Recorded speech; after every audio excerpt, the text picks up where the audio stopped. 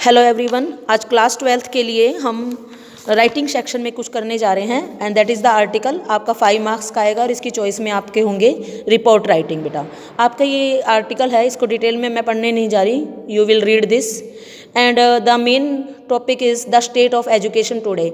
जो एजुकेशन की हालत है वो आज वो बता रखे हैं एंड यू आर करुणा, तो अपना अपना नाम यही लिखना है जो ऊपर मेंशन किया गया है, ठीक है। The state of education today, state क्या होती है? हालत। स्टेट एक राज्य भी होते हैं और यहाँ पर स्टेट का मीनिंग क्या है? हालत।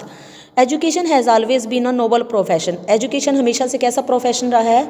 नोबल। नोबल मैंने अच्छा प्रोफेशन, यानी कि इज्जत मान सम्मान दिलाने वाला। Even in the recent past, recent past क्या होता है? अभी अभी के बीते हुए टाइम में schools were associated with places of worship. School किससे एसोसिएट होते थे? जुड़े किससे होते थे? पूजा के स्थान की। इसको भी विद्या का मंदिर बोला जाता था। ये भी एक तरह से पाठशाला भी क्या होती थी? मंदिर होते थे। And teachers were revered like priest. और जो प्रीस्ट वैसे तो पुजारी होता है और जो अध्यापक उसको क्या माना जाता था? गुरु माना जाता था। Emphasise used to be on moral education. और जो एम्फेसाइज मीन्स जोर देना, स्ट्रेस किस पर दिया जाता था? मोरल एजुकेशन पर। किस पर स्ट्रेस दिया जाता था? मोरल एजुकेशन पे। The purpose of education used to be the turning out.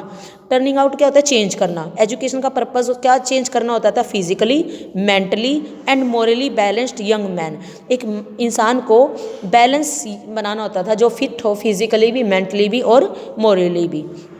It is a matter of regret. Regret होता है खेद का विषय या पछतावे का। ये बड़ा खेद का विषय है that today education is fast becoming commercialized. Commercialized व्यापारीकरण हो रहा है इसका, पैसा कमाने के उद्देश्य से। There is a mushroom growth of academies and the tuition center. आजकल जो कोचिंग सेंटर्स है, अकेडमीज हैं, वो मशरूम की खेती की तरह बढ़ते ही जा रहे हैं without stopping. Their purpose is only to make money. उनका पर्पज़ क्या होता है? सिर्फ पैसे कमाना। Students have a feeling that they are not well prepared. Students के अंदर एक फीलिंग होती है कि वो अच्छे से तैयार नहीं है किस चीज़ के लिए? To sit in the competitive examination unless they take coaching from one or the two centers. Coaching centers, उनको माइंड में क्या फिक्स होता है कि हम अच्छे कोचिंग सेंटर से यदि ट्यूशन नहीं लेंगे ना तो हम कॉम्पिटिटिव एग्जाम में बैठने के योग्य नहीं है। When they go to such centers, वे जब इस तरह के सेंटर्स पे जाते हैं, very heavy fees is charge from them. उनसे क्या चार्ज की जाती है? बहुत ज़्यादा महंगी fees. Sometimes 40,000 to 50,000 rupees for one subject. कई बार क्या होता है एक साल के एक सब्जेक्ट के लिए 40 से 50,000 तक भी लिए जाते हैं। Education is in very bad state.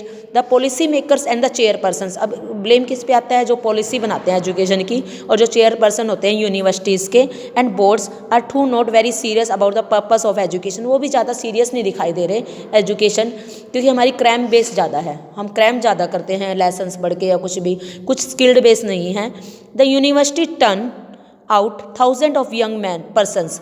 वो क्या कर देती है? टर्न आउट, बाहर निकाल देती है किसको? थाउजेंड्स ऑफ पर्सनस को। कब? हर साल। हु आर अनस्किल्ड डिग्री, और जिनके पास अनस्किल्ड डिग्री होल्डर है, कोई अच्छी सी डिग्री नहीं है स्किल्ड वाली, अनेबल टू गेट एम्प्लॉयमेंट, उनको रोजगार भी नहीं मिल पाता। It is the duty of the government to. अब लास्ट में क्या आता है आर्टिकल के? सॉल्यूशन। सबसे पहले क्या डिस्कस की हमने कि एजुकेशन की पहले हालत क्या होती थी, अब हालत क्या है, और who is the responsible for this. फिर हमने थर्ड फेज में क्या किया? Who are responsible? Board person, chairperson, ये रिस्पॉन्सिबल है। और नेक्स्ट में लास्ट में हमेशा आर्टिकल में क्या देते हैं हम? सॉल्यूशन देते हैं। That it is the duty of the, ऐसे एडिटोरियल लेटर में होता है, it is the duty of government to take active interest in the improvement of the education system. ये किसकी ड्यूटी है? गवर्नमेंट की ड्यूटी है कि वो क्या ले? एक्टिव इंटरेस्ट ले किस चीज़ में? इम्प्रूवमेंट में, एजुकेशन के system. The present education system must be change. जो प्रेजेंट एजुकेशन सिस्टम है वो क्या हो जाना चाहिए? चेंज होना चाहिए। जैसे कि अभी जो तुम नेक्स्ट सेशन ज्वाइन करोगे ना, जो भी स्टूडेंट होंगे 1st to 12th, वो सारा कुछ चेंज हो गया टोटली।